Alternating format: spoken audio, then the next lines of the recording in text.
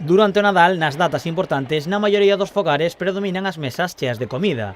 Para axudar aos maiores e que os nenos e nenas gocen e aprendan durante o Nadal, o Concello de Vilagarcía organizou na Praza de Abastos un taller de cociña. Esta iniciativa xurdeu por parte do Concello de facer unhas actividades lúdicas pois agora para o Nadal, para o tempo que están os rapaces na casa sin escola. Entón, o luns pasado xa fixemos unha xornada de cociña do Nadal e este luns facemos outra.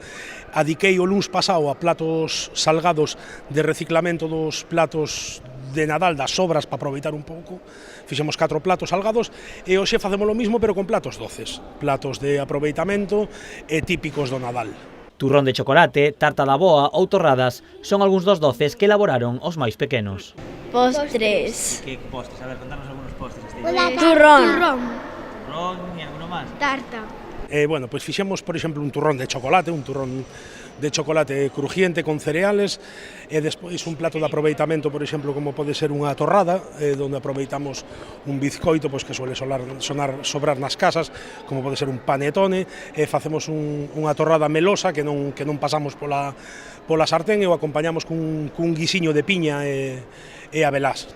O taller permite aos máis pequenos gozar do Nadal á vez que aprenden a comer mellor.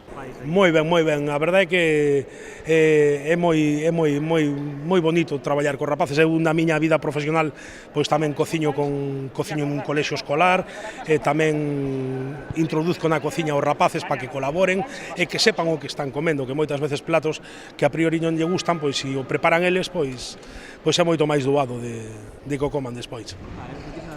A vos.